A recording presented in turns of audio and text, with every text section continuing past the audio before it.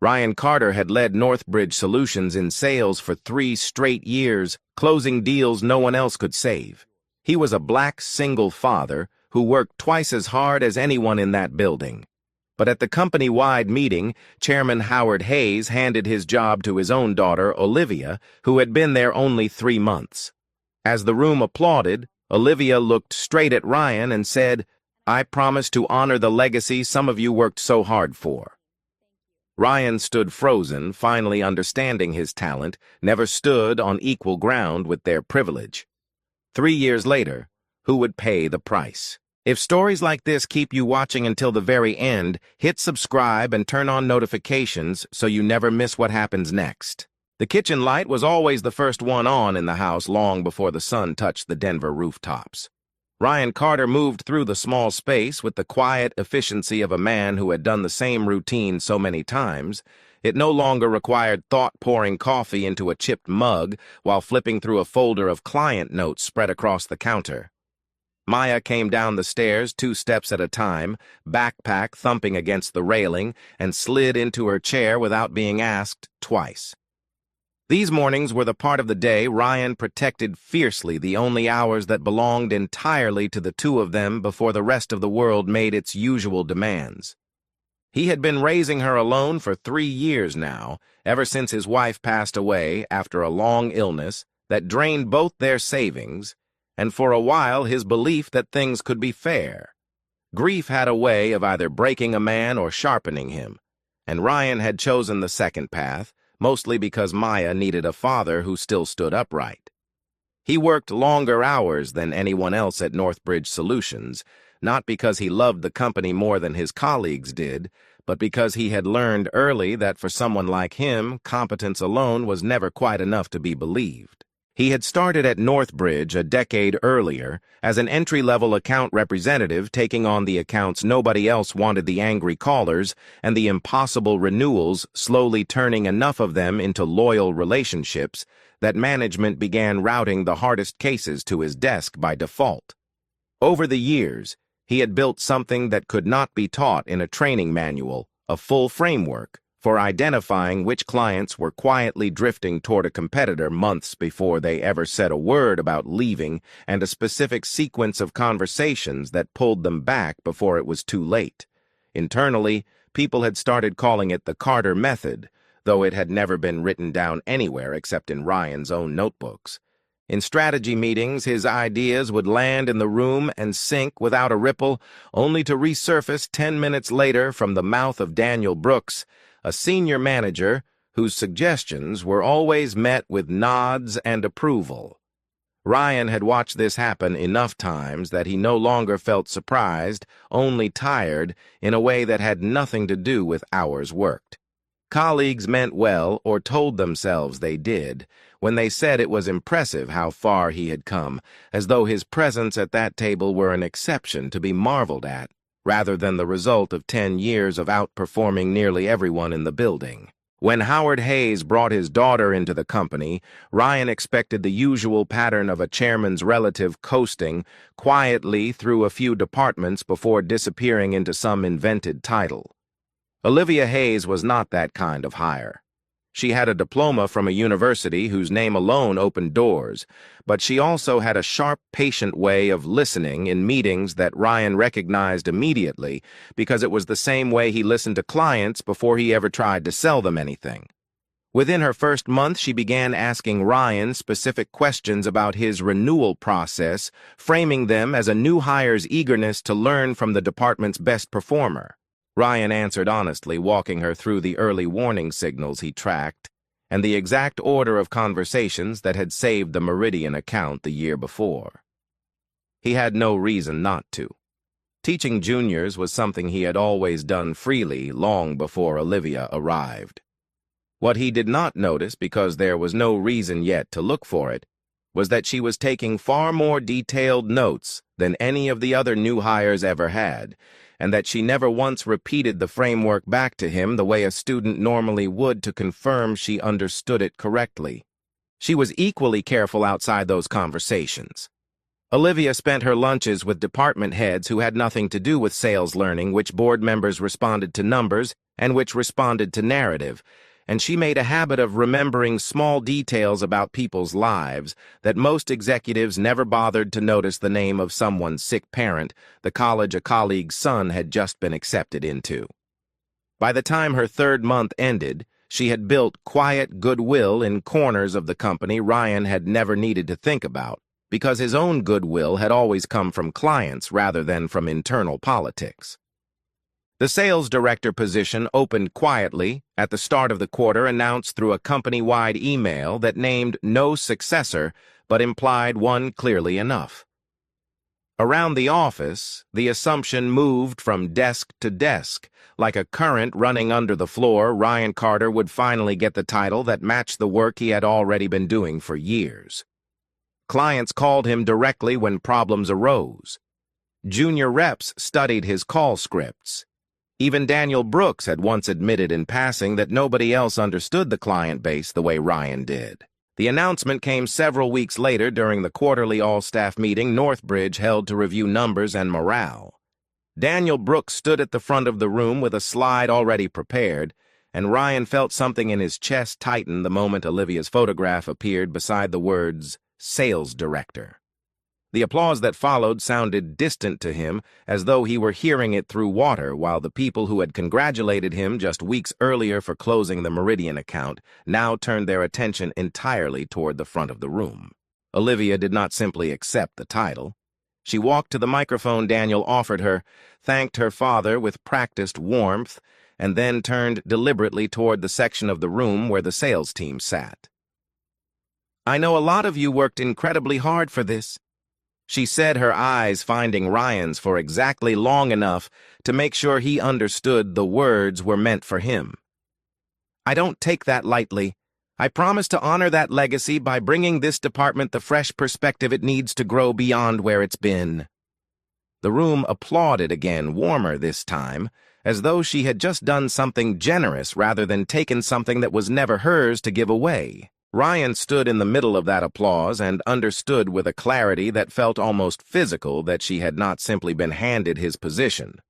She had turned his decade of work into a stepping stone for her own introduction in front of the entire company and made it sound like a kindness.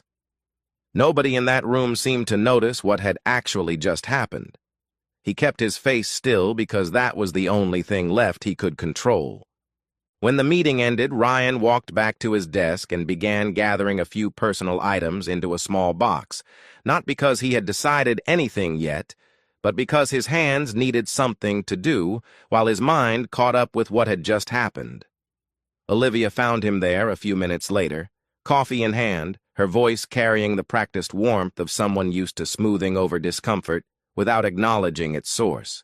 She told him not to react so emotionally that everyone could see how hard he worked. "You should be grateful," she added, stepping closer and lowering her voice so only he could hear it, "that Northbridge gave someone with your background an opportunity at all. Not everyone from where you come from gets a desk this nice." Ryan set down the folder in his hands and looked at her directly. "You just said, 'someone with my background.' Do you actually understand what you mean by that, or are you just repeating something you heard at your family's dinner table?" "I'm just being realistic," Olivia said, her composure flickering only for a moment before she recovered it. "My father gave you a chance. That should have been enough for someone like you." Ryan let the silence sit between them longer than she seemed comfortable with. "You should worry less about where a man like me might end up," he finally said, "and worry more about what this company just lost." He picked up his box and walked toward the elevator, leaving her standing near his old desk. A few colleagues who had congratulated Olivia less than an hour before now watched him cross the floor in silence, none of them quite meeting his eyes. Daniel Brooks alone offered a small, uncertain nod, the closest thing to an apology Ryan would ever receive from that building. One of the junior reps, a young woman who had shadowed Ryan through her entire first year, followed him partway to the elevator and asked quietly whether the department would still run the way he had taught them. Ryan told her that was no longer his decision to make and that she should trust whatever she had already learned because nobody could take that part away from her. That night, the house felt quieter than usual. Ryan sat at the kitchen table long after Maya had gone to bed, replaying the meeting in fragments that refused to settle into order. He heard small footsteps on the stairs before he saw her, Maya, in pajamas, printed with cartoon foxes, rubbing one eye as she asked why he was still awake. He told her everything was fine, the way parents do when they are buying themselves a few more seconds to find the right words. Maya climbed into the chair across from him anyway. "Dad, are you the best at your job?" she asked. "And they still didn't pick you?" Ryan opened his mouth to answer and found nothing there. No explanation simple enough for a 9-year-old and honest enough for himself at the same time. He reached across the table and took her hand instead, telling her it was late and that they would talk more tomorrow, though both of them seemed to understand that tomorrow's answer would not be any easier than tonight's silence. Ryan sat alone afterward with the lights off, thinking not about the title he had lost, but about what it would mean if he stayed.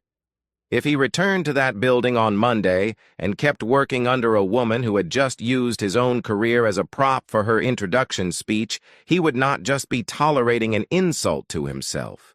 He would be teaching his daughter in the quiet way children absorb everything that this was simply how the world worked, and that people like them were expected to smile through it. That thought settled something in him that had been unsettled for years. He was not interested in revenge, and he had no appetite for burning down a company just to prove a point. What he wanted was simpler and far more difficult, a place where his work would not need to be twice as good just to be seen as equal, where his daughter would not grow up watching her father shrink himself to keep the peace. By the time morning came, Ryan had already decided. He submitted his resignation before lunch, citing personal reasons in a letter 3 sentences long, and watched the human resources coordinator read it twice, as though searching for a reason to talk him out of it that never appeared on the page. By the end of the week, he had signed a lease on a small office above a print shop across town. He named the company Summit Axis, a name that meant nothing to anyone yet, but felt to him like a line drawn firmly between what he had built for someone else and what he intended to build for himself. He told Maya about the decision over dinner, keeping the explanation simple enough for her to understand without frightening her about what came next. Maya asked whether they would have to move out of the house, and Ryan told her honestly that he did not know yet, but that whatever happened, they would face it together. She considered this for a moment, then asked if his new office would have his name on the door. When he told her it would, she smiled for the first time since the night before, and Ryan felt for the first time since that meeting something close to certainty. The office above the print shop smelled faintly of ink and warm paper, a scent Ryan noticed every morning when he unlocked the door before the sun had fully risen over the strip mall across the street. He had hung a single sign outside, simple black letters, reading Summit Axis, slightly crooked because he had installed it himself on a ladder borrowed from Walter, the print shop's owner. Walter had watched him wrestle with the sign for the better part of an hour and eventually came out to steady the ladder, asking what kind of company Summit Axis was going to be. Ryan told him plainly that it was going to be the kind of company that did not lie to the people who trusted it. There was no marketing budget, no assistant to screen calls, no name recognition to open doors the way Northbridge's letterhead once had. His first stop had been the local bank branch he and his wife had used for years, hoping a small line of credit might buy him room to breathe. The loan officer acknowledged his strong personal credit history, then explained that a business with no revenue history of its own would need collateral Ryan simply did not have. He walked out with a modest personal credit line, instead understanding, standing on the sidewalk afterward, that every early risk in this new life would be his alone to carry. Calls that first month went nowhere kind. A logistics company he had indirectly supported for years told him politely that a one-man operation above a print shop did not carry the weight their board expected for a contract of that size. A regional distributor asked whether he had any other clients they could speak to any proof beyond his own word. Ryan had none to offer, yet only the promise of the work itself, and both calls ended the same way. A courteous maybe next quarter that both sides understood was closer to no. A third call to a warehouse operator he barely knew ended even faster, the man cutting him off politely halfway through his pitch to say he preferred working with companies that had, in his words, some history behind them. Late one night after Maya had gone to bed, Ryan sat alone with the ledger open in front of him, running the same numbers for the third time as though repetition might change the outcome. The photograph of his late wife sat propped against the lamp, and he found himself talking to it quietly, asking whether leaving Northbridge had been a decision made out of principle or out of pride dressed up as principle. He did not arrive at an answer that night, only a tired resolve to keep moving forward regardless of which one it had been. Maya noticed the exhaustion before he ever mentioned it aloud, the way children often notice what adults try to hide. She would find him at the kitchen table some nights, papers spread out under a single lamp, and sit across from him without saying much, just keeping him company while he worked. One of those nights she came in quieter than usual, dropping into her chair without her usual chatter about the school day. Ryan set down his pen and asked what was wrong. Maya explained reluctantly at first that her class had been voting on who would represent their grade at the district leadership assembly. She had organized the entire canned food drive that fall, almost single-handedly staying after school 3 times to help sort donations, and everyone had assumed she would be chosen. Instead, the teacher picked a boy whose mother sat on the school's fundraising committee, a boy who had shown up for exactly one afternoon of sorting. Maya said it quietly, staring at the table as though she already suspected her father would understand exactly what that felt like. Ryan sat with that for a long moment before answering, recognizing the shape of it immediately. He told her the boy getting picked did not erase the work she had actually done, and that the hardest, most unfair lesson in the world was learning that being chosen and being deserving were sometimes 2 completely different things. Maya asked if that was why he left his old job, and Ryan admitted for the first time, putting it plainly to her, that it was exactly why. He told her that when a place stops seeing your work clearly, the bravest thing you can do is build somewhere that will. Maya thought about that for a while, then asked what she should do about the assembly. Ryan did not tell her to protest or to demand fairness from a teacher who had already decided. Instead, he told her the same thing he was trying to prove to himself every day above the print shop, that the work does not stop mattering just because someone else got the credit for it, and that people who kept showing up honestly eventually became impossible to overlook, even if it took longer than it should have. It was not a perfect answer, and both of them seemed to know it, but Maya nodded slowly, and something in the set of her shoulders eased. In the weeks that followed, Ryan noticed Maya kept showing up to the food drive planning meetings anyway, even after losing the assembly spot, helping the boy who had been chosen organize a schedule he clearly had no idea how to manage on his own. When Ryan asked why she bothered, she shrugged and said, someone had to make sure the actual work got done right, whether or not her name was attached to it. He recognized the sentence immediately as something close to his own reasoning for staying honest with clients who might never know how much extra care he put into their accounts. And he did not correct her, only told her he was proud of her for it. The first real opportunity for Summit Axis arrived through a woman named Grace Whitman, who ran a mid-sized supply company that had been losing profit margin for 2 straight years without understanding why. She had already sat through pitches from 3 other consulting firms who promised everything and delivered vague strategy decks, and she told Ryan so directly when he sat down across from her.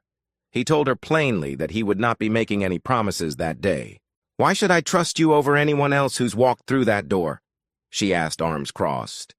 Ryan opened his laptop and worked through her numbers in front of her, pointing to the exact months her company had shifted toward chasing new clients, while quietly losing the loyalty of clients who had been with her for years, the same pattern he had once tracked instinctively at Northbridge. By the time he finished, Grace was leaning forward, no longer testing him, but genuinely listening. "Nobody's ever spoken to me that directly," she admitted.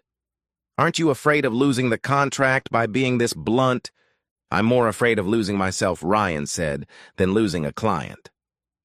Over the following weeks, Ryan returned to Grace's office nearly every Friday, walking her team through the same numbers until the changes felt like her own instincts rather than a stranger's advice.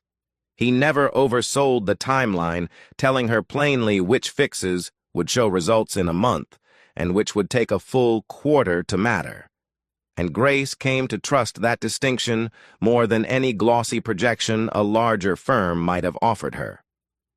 Within a single quarter, her profit margins had climbed back to where they had been 2 years earlier, and she began recommending Summit Axis to other business owners without being asked. Word moved slowly then, with more momentum, carried by a reputation Ryan had not designed, but had certainly earned. Back at Northbridge, Olivia was not simply coasting on her father's name the way Ryan had first assumed. She had spent her early months quietly absorbing everything Ryan once taught her about client retention, and once he was gone, she rebuilt his framework, almost method for method, renaming it internally as the Hayes Retention Model.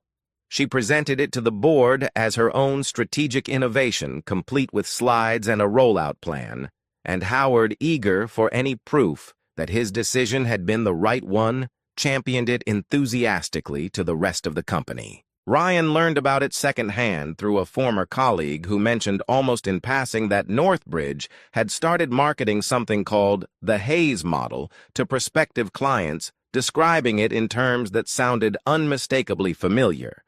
He asked the colleague to send over whatever promotional material she had seen, and when it arrived, he recognized entire phrases lifted almost directly from conversations he had once had with Olivia during her first month back when he had assumed she was simply an eager new hire trying to learn the business. He sat with that information for a long time, staring at his own handwritten notebooks on the shelf behind his desk, the ones where the actual method had been developed line by line over a decade of trial and failure.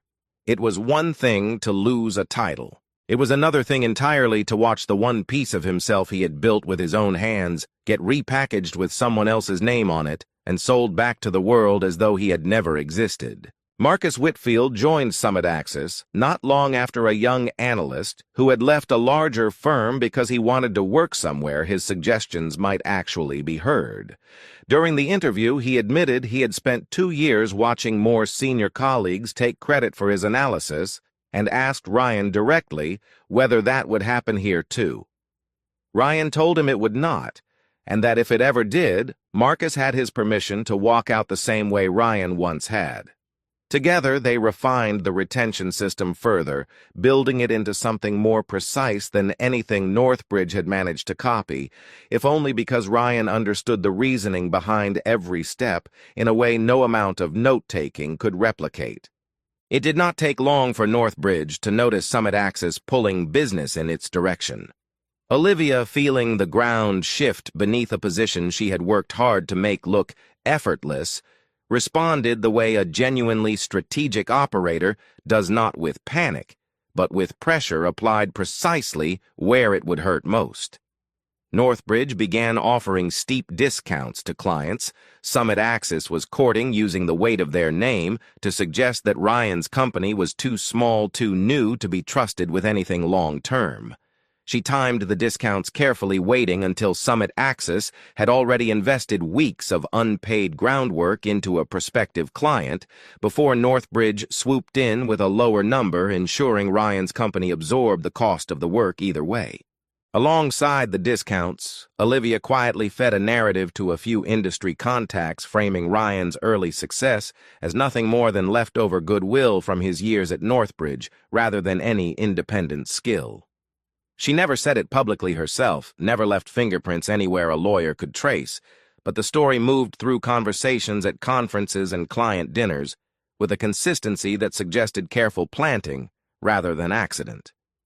Grace mentioned hearing it during a follow-up call somewhat reluctantly, and Marcus heard something similar at an industry mixer a few days later.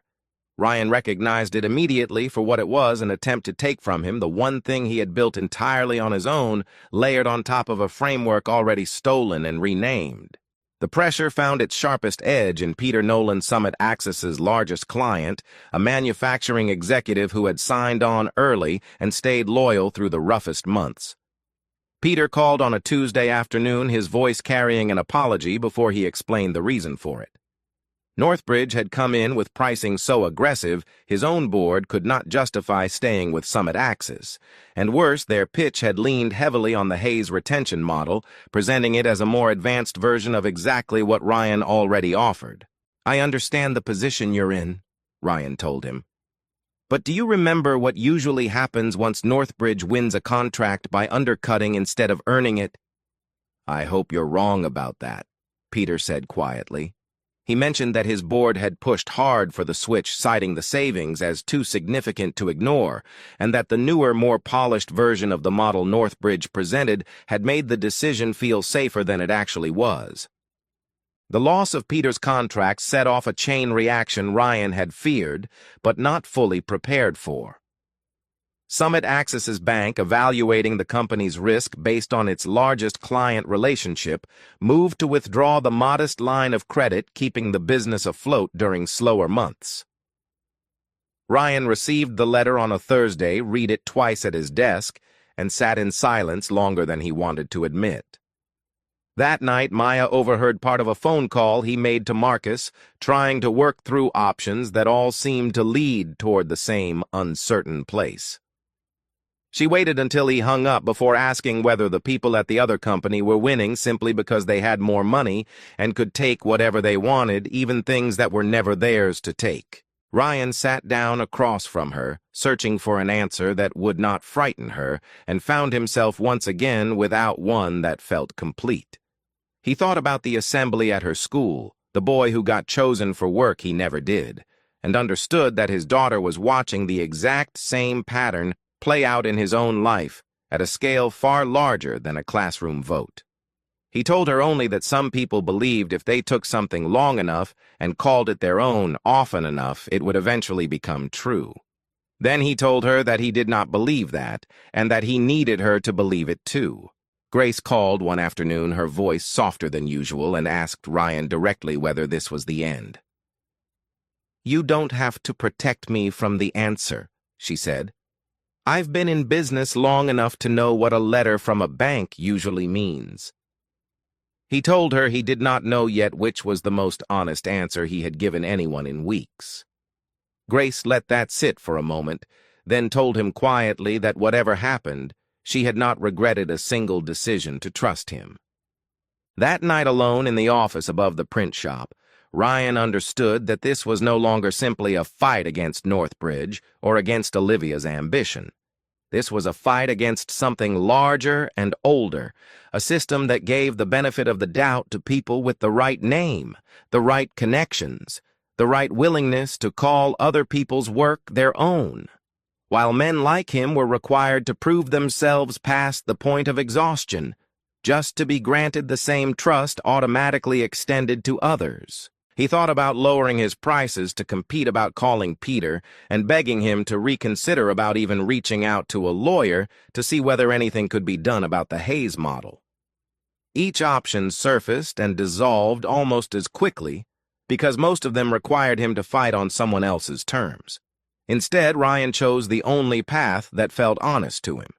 He began visiting every remaining client in person, walking through their numbers with total transparency and repairing whatever cracks Northbridge's pressure campaign had created. One nervous retailer admitted a Northbridge representative had offered a rate nearly a third lower. Ryan did not argue, the number only showed him what a similar discount had cost two other companies once the service behind it thinned out. The retailer stayed because Ryan trusted him enough to let the decision be his own. It was exhausting work, the kind that left Ryan staring at the ceiling long after Maya had fallen asleep. But it was work built on something no competitor could undercut, discount, or rename away. Northbridge's aggressive strategy worked exactly as Olivia intended, in the short term, pulling client after client away from Summit Access with numbers and a rebranded model too convincing for any reasonable board to refuse outright. She believed, with the confidence of someone who had engineered every part of her rise so far, that a small company run by a man Northbridge had pushed out could not withstand a coordinated campaign from an organization of their size. For a while, the numbers on her quarterly reports seemed to prove her right. What Olivia had not accounted for was what happened after the contracts were signed. Clients who switched for the lower price soon discovered that the attentiveness behind the real Carter method, the one Ryan had spent a decade refining, did not survive translation into a slide deck. One distributor who left Summit Axis specifically for Northbridge's rate complained to a colleague that he had emailed his new account manager 4 times without a single reply. The Hayes model looked identical to Ryan's work on paper, but paper had never been the part that made it work. Ryan, meanwhile, kept visiting clients more often than his schedule reasonably allowed, repairing relationships one honest conversation at a time. Clients who stayed loyal through the roughest months began seeing results again, their retention numbers climbing as his earlier repairs took hold. Grace's company brought in 2 more referrals that quarter, both firms tired of feeling like a line item to their previous consultants. Then, on an otherwise unremarkable afternoon, Peter Nolan walked into the Summit Axis office without calling ahead, hat in hand, clearly having rehearsed the visit longer than he was comfortable admitting. "I wasn't sure you'd even want to see me," Peter said. Ryan gestured toward the chair across from his desk, his voice carrying none of the resentment Peter had braced for. Marcus, sensing the moment needed privacy, quietly excused himself to the small break room down the hall. Peter described how quickly things unraveled once Northbridge secured his contract, how the account manager changed twice in 4 months, how the polished version of the model came with service so thin it barely qualified as support. "I convinced myself I was saving money," he admitted. "Turns out I was just paying for the same problems dressed up differently. You warned me, and I didn't listen."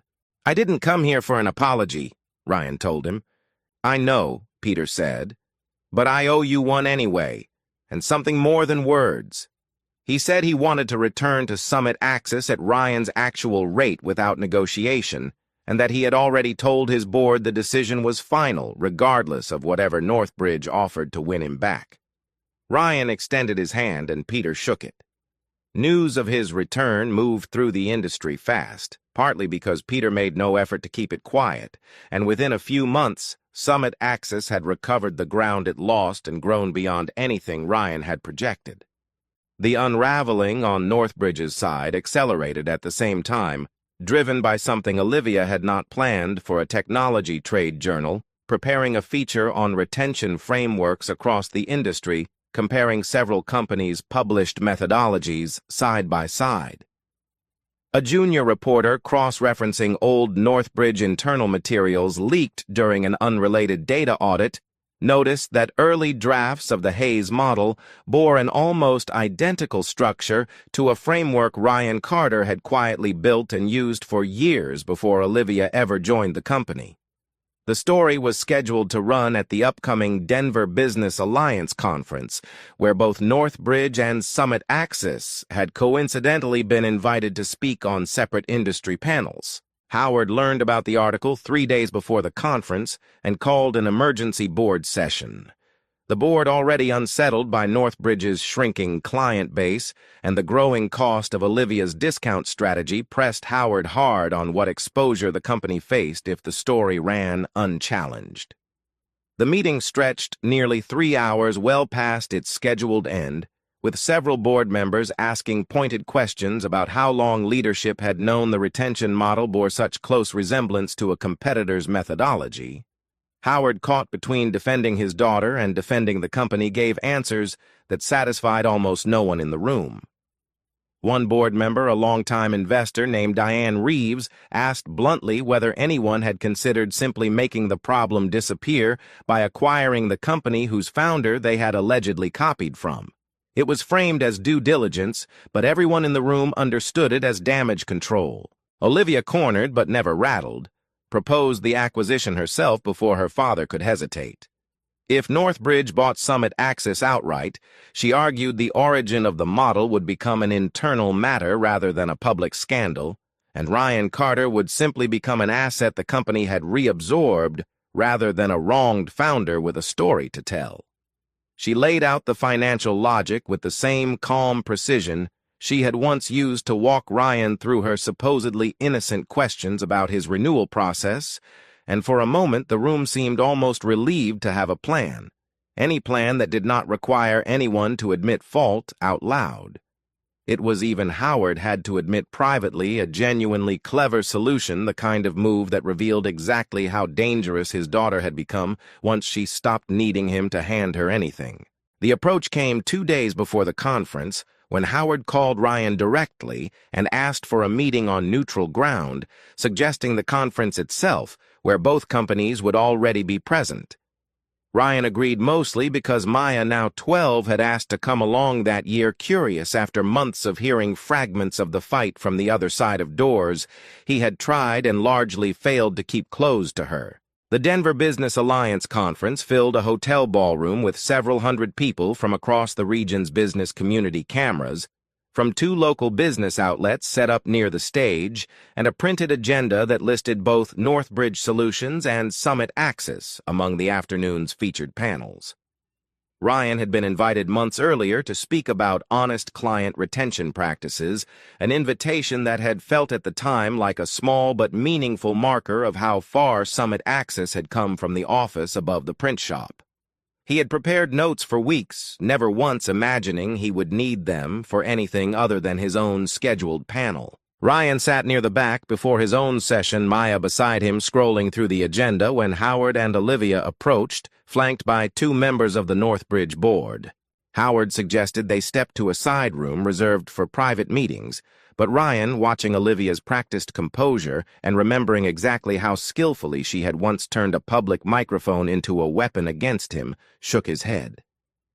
"Whatever you came to say, you can say it here," he told Howard, gesturing to the open lounge area near the ballroom entrance, still public enough that neither side could quietly control the story afterward. Howard, visibly uncomfortable with the audience, but unwilling to back down in front of his own board members, laid out the offer directly. Northbridge wanted to acquire Summit Axis, absorbing Ryan back at a senior executive level, with full authority over sales strategy company-wide and a valuation for his company that would have seemed unthinkable 3 years earlier. He framed it as an overdue correction, a chance to unify what should never have been split apart in the first place. He mentioned, almost as proof of good faith, that the offer had already been approved in principle by the full board that morning, as though the speed of the decision might make it harder for Ryan to say no. Olivia added smoothly that the acquisition would also formally credit him as the original architect behind the retention framework the company had been using, resolving what she called an unfortunate labeling issue before the trade journal's article created confusion for no reason. It was, Ryan understood immediately, the most careful, least incriminating way anyone could possibly describe stealing his life's work and selling it under someone else's name for 3 years. An unfortunate labeling issue. Ryan repeated loud enough that a few heads nearby turned. "That's what you're calling it." Diane Reeves, standing slightly apart from the rest of the Northbridge group, did not look away, and something in her expression suggested she too had been waiting to hear how Olivia planned to phrase this in front of witnesses. Ryan looked at Maya, who had gone quiet beside him, watching the exchange with the same careful attention she gave everything that mattered to her, and thought about the assembly she had lost months earlier to a boy who had done none of the work. He thought about 10 years of proof losing to 3 months of proximity, about a decade of notebooks rebranded and resold, about every quiet moment he had absorbed rather than fought, because fighting had always cost him more than staying silent. He decided, standing in that lounge with cameras 30 feet away, that this was not going to be one of those moments.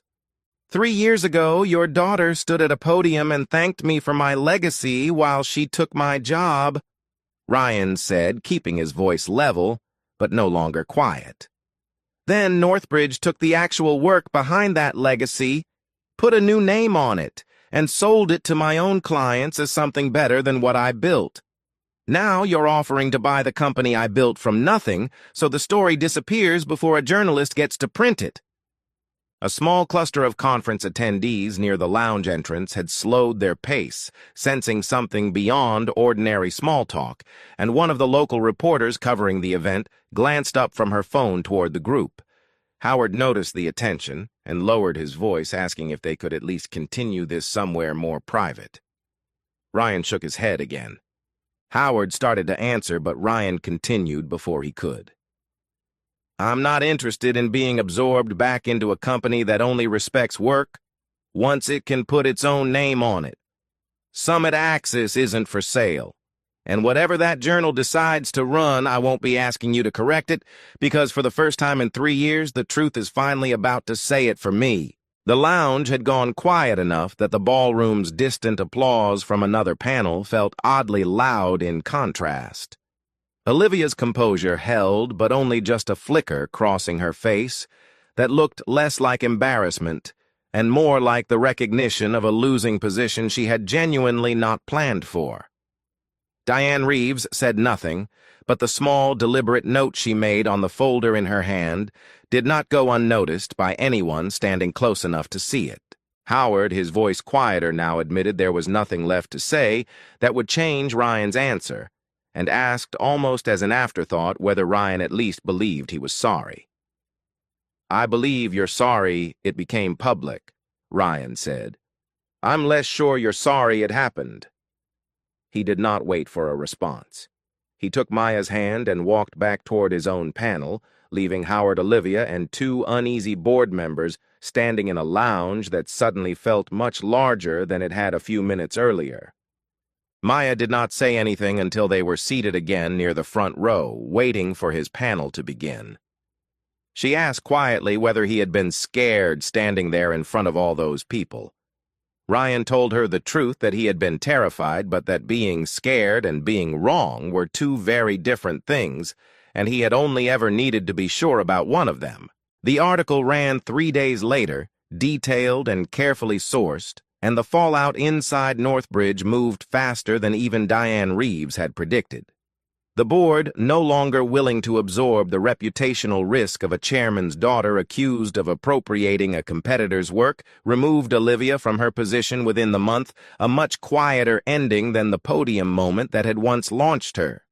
Howard remained chairman, but the company's client base, already thinned by years of Olivia's strategy, continued shrinking without the one person who had once held its most valuable relationships together through sheer competence rather than borrowed credit. Ryan gave his own panel that same afternoon, 20 minutes after the confrontation in the lounge, his hands steadier than he expected them to be as he walked through the honest version of the framework he had spent a decade building. He did not mention Northbridge by name, did not need to, because the room had already begun to fill with people who had overheard some version of what happened near the entrance less than an hour earlier. Maya watched from the second row, and when he finished, she was the first one on her feet. Summit Axis, by contrast, grew faster in the months after the conference than it had in its entire 3 years combined, carried less by the scandal itself than by the simple fact that people finally understood exactly whose work they had been buying all along. 2 of the executives who had once left for Northbridge's discounted rate called Ryan directly to ask about coming back, both admitting without much prompting that they had followed the trade journal story closely. Marcus marked the day the company signed its 20th client by bringing a small cake into the office, and Grace stopped by that evening with a bottle of sparkling cider, since Ryan had never been one for anything stronger. It was not the kind of celebration Northbridge would have thrown no rented ballroom or catered dinner, but Ryan found he did not miss any of that at all. That evening, weeks after the conference, Ryan picked Maya up from school and took her back to the Summit Axis office instead of straight home, the same way he had once imagined doing on the drive home from that very first humiliating meeting 3 years earlier. She stood in the small lobby looking up at the wall where his name was printed in simple black letters, the same crooked confidence that had once hung above a print shop, now steady and permanent. She mentioned almost offhandedly that her school had finally chosen the assembly representative for the spring semester, and that it had been her this time, no committee connections required. "Does this mean you finally beat them?" she asked, looking up at him. Ryan knelt down to meet her eyes. "I didn't need to beat anyone," he said. "All I ever needed was to make sure nobody taught you that your work stops mattering just because someone else tries to put their name on it." Maya considered this for a moment, then smiled, the kind of smile that told him she understood more than a 12-year-old might be expected to. She reached for the framed photograph on his desk, the one of her missing her front teeth, and asked if he still kept it there because it reminded him of something. Ryan told her it reminded him of exactly why he had walked out of that other building 3 years ago, and why he had never once regretted it since.